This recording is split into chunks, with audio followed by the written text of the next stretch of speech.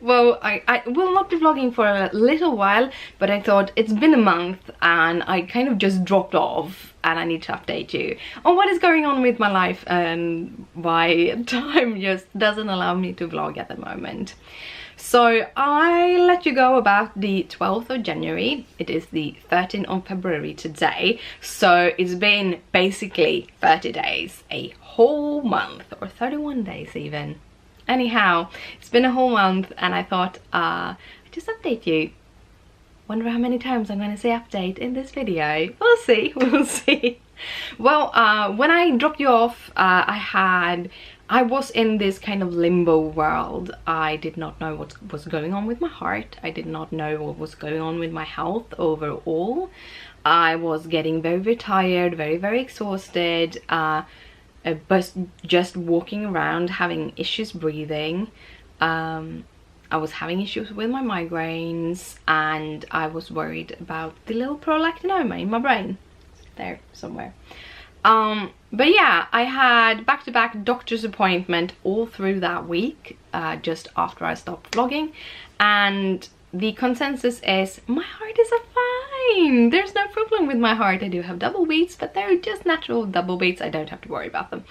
Number two, the prolactin medication, we decided that I'm going to stay on it for 3 months. Or check up. I'm going to check up here in March, so I don't know really, but I'm going to stay on it and we're going to see how I feel about it. Right now I've been having some issues with anxiety. Had a couple of days where anxiety have been sky high, but hopefully it will not get higher than that, and I might actually be able to handle it as long as I do have other days when I don't have anxiety at all. Also with the migraines, I started a new migraine medication called Aimovig, which is supposed to be the medication of migraines medications.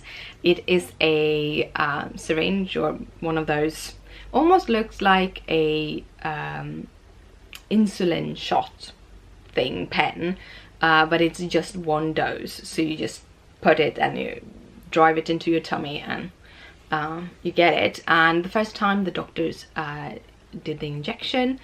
Now on Friday I'm gonna get my second dose, where I do the injection, but I have a nurse there that can check that I'm doing everything the right way. And I probably will raise the dosage the next time, not this time but the next time, because I still have the headaches.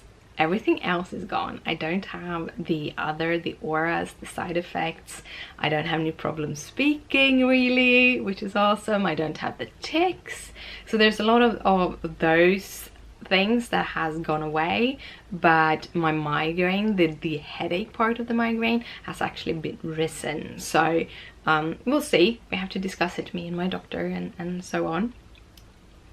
So yeah, that is kind of the health update. Well, also apparently my asthma is getting worse. I have been having issues breathing, and I also have been having issues that when I walk upstairs or do any kind of heavy lifting or anything, I start feeling all wobbly in my legs and getting all like I really can't stand in them. And apparently it's because I don't get enough oxygen because I have asthma. I knew I had asthma, but I didn't know that it applied to other parts. So I'm trying some new asthma medication. I'm gonna try even another new one later this week, as when I get to the get and pick out the medication. But so far with the medication that I'm using now, it actually have worked. I actually been able to breathe and I'm not getting all wobbly, and that is awesome. So health wise, I'm getting there. I'm still sick, I'm still feeling icky, having pains, all of those things, but now I know what it is, and it's much easier to live with it when you accept it. Yeah, I accept that I have pain. I just have to be in the mindset of, okay, I have to pace myself, but I have to be able to do stuff. So yeah, that was the first week. intense. Intense. This is going to be a long video. I'm sorry about that. So the second week I started work again.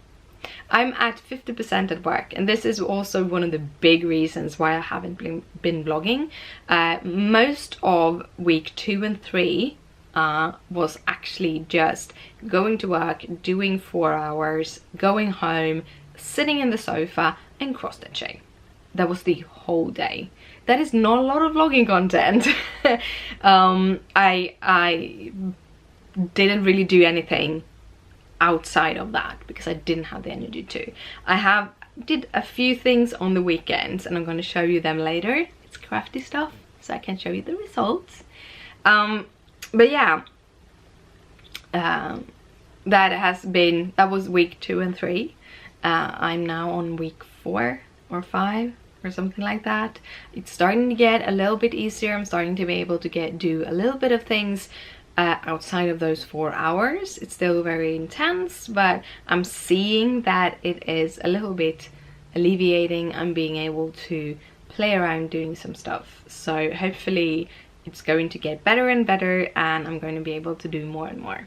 So yeah, health update and like energy update. So now stuff update.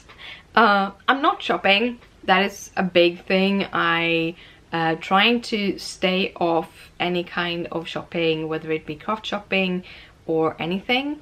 I picked up a couple of these tank tops. These are longer tank tops. They go down past my bum. And I also picked up 3 pair of very fussy socks because we have a very, very cold office and I needed to have something to put on my feet. So that's basically all the shopping I did, and I bought 3 of them because I got 3 for the price of 2. So why not pick up 3? But I have been playing. So we start with everything else. I'm gonna end with cross stitching. I have started to make stickers. I'm gonna see here. I'm gonna open this up a little bit careful. This is a gift for a friend of mine. We've had some sort of contact since I think 2012 or something. She and I got into contact when I started my first YouTube channel, and she loves planners, so I thought I would make some send off my very first planner stickers. So that is kind of what I have been playing around with. She's getting all of my test examples also, but I have made these. Let's see if you can see them. This is my very own 2 sheets of planners. Let's see if you, yeah, it does focus on this. No, it didn't. Sometimes. There you go. So this is my 2 sheets. You can get them at coffeeandplanners.com. It's an Etsy store, but they are Kiss Cut paper stickers. They're made for planners, so you can actually write on top of them. So they're just paper stickers. I started off trying out with some of the papers I had at home, which was a little bit too grey.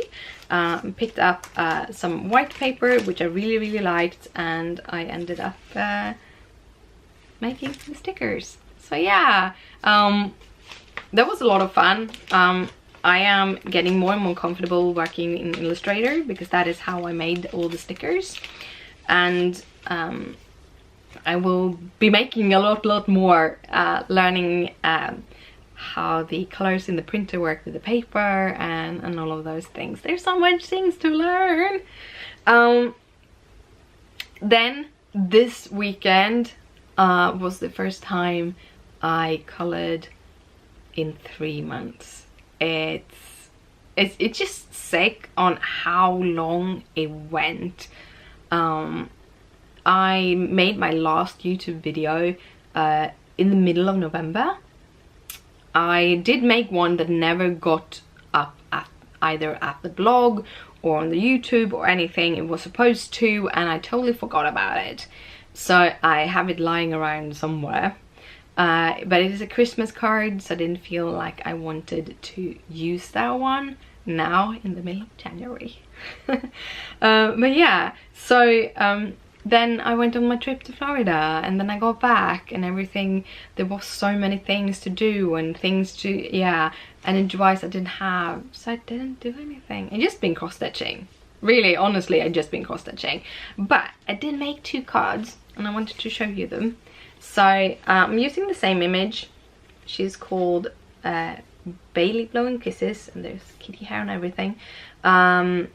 She's adorable. I printed her out very light, so I used a 25% opacity on the lines, and then I just colored on top of that. It's not fully no line coloring, because then in the end result your lines are not supposed to be seen at all, and you can actually see the lines here, but it's almost no line coloring, and I really liked it. And then we have this card. This is actually the girl I color in my video.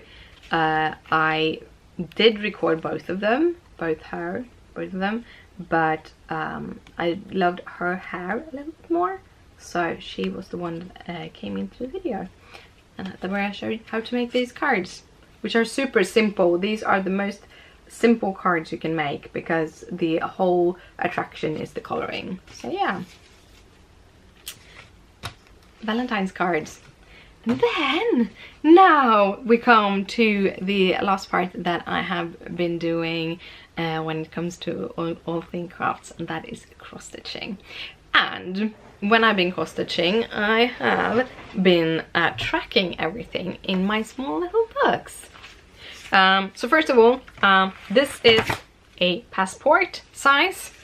I thought it was an A6 size, so this doesn't fit, but hey, that's how things are sometimes. But yeah, so this is a traveler's notebook, traveler's something like, yeah, a TN, traveler's notebook. So it's my planners. I haven't gotten to the monthly part of everything. I'm trying to do everything at one time, and sometimes other things comes in the way, but this is my, I have 2 of these. I have one more in here, but I haven't used that one yet. I bought them at Michael's, so they're recollection. And then I have these inserts that I made myself. I think I've shown you a little bit of this. I'm not 100% sure, but I think I've shown you a little bit of this. So right now I'm doing 2 challenges to keep me spurred on cross-stitching.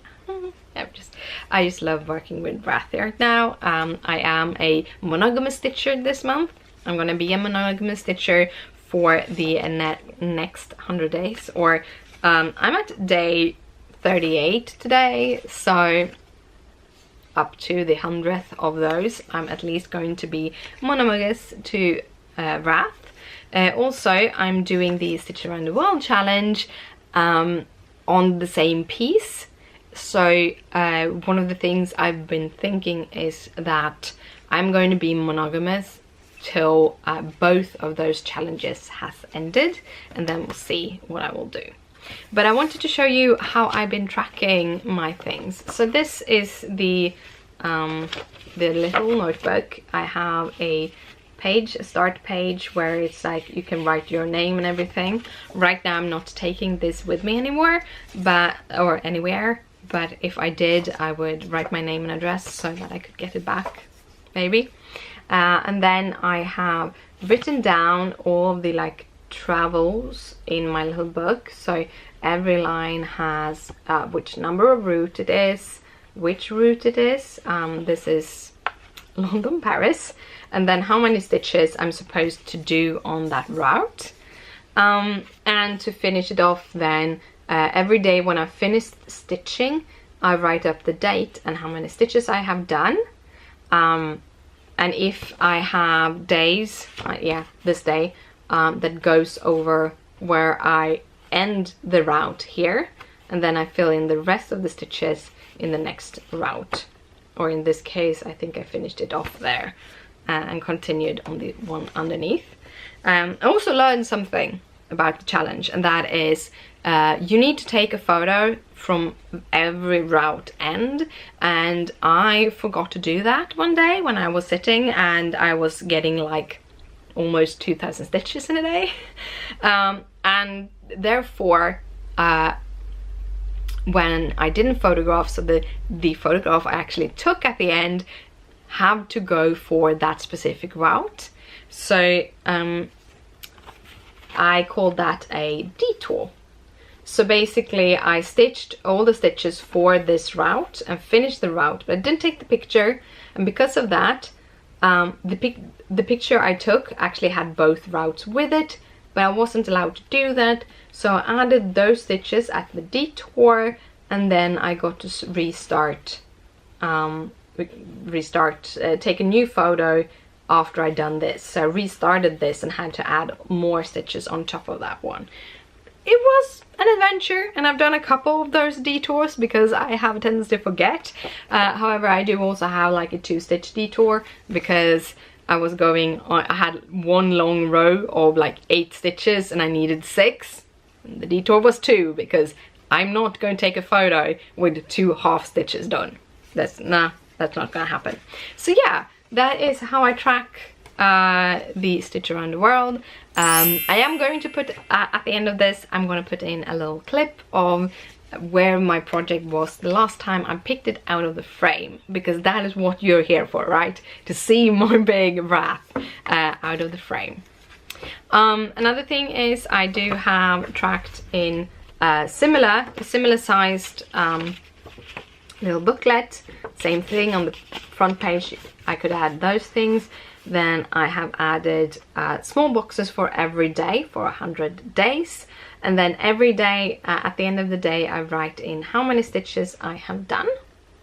And then just for fun I actually marked off which days was in January, including a couple of other days that I had before the 100-day challenge, and I ended up stitching 25,000 stitches in January. I will not get as many this month because I'm working and I hardly worked in January, but we'll see.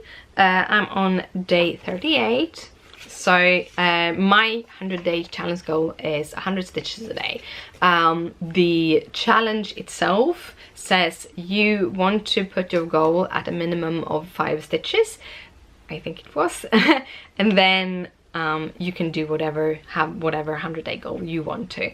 I wanted to have mine at 100 stitches every day because that is one of those 10 by 10 blocks, which gives me a little bit more of a kind of wiggle room to work with. So yeah, I do have one last thing to talk about with you when it comes to crochet stitching, and that is my little notebook.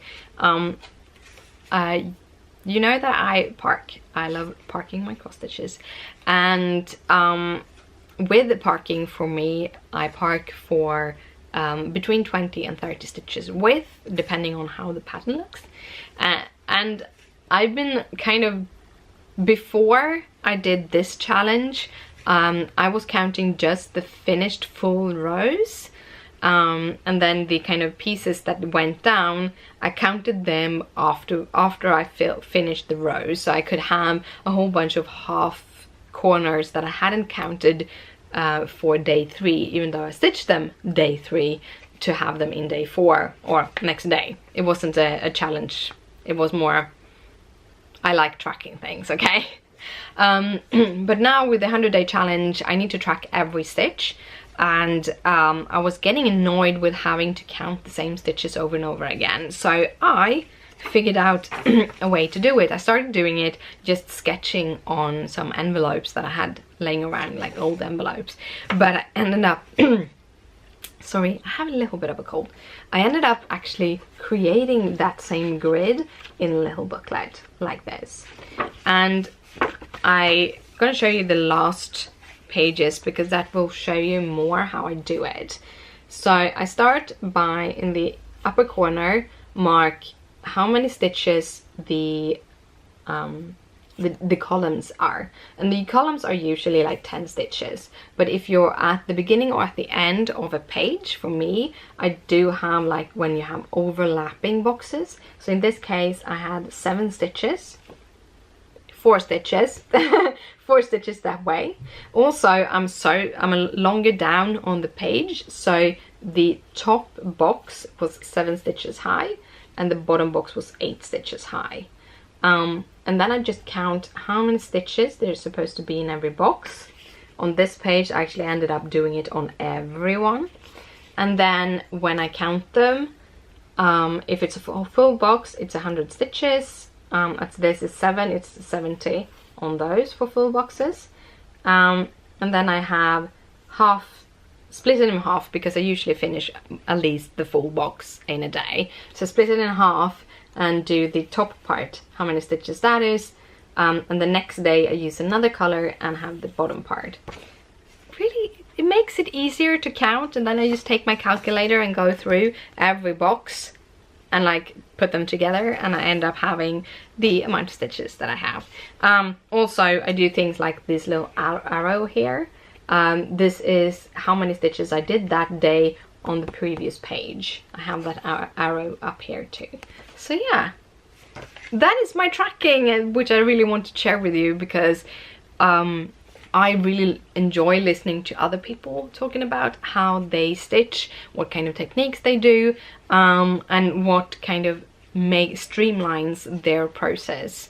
And I really enjoy tracking, because for me, I'm one of those persons that want gratifications. I need to have goals, and I need to be able to set them, and I need to have a varying length of the goals, so that I can get some that I can actually finish in an hour or 2 hours, and then I have a few that takes a couple of weeks to finish, and then I have a couple that takes maybe a couple of days, and have them intermingled with each other, so that I can get different levels of gratification for finishing my goals.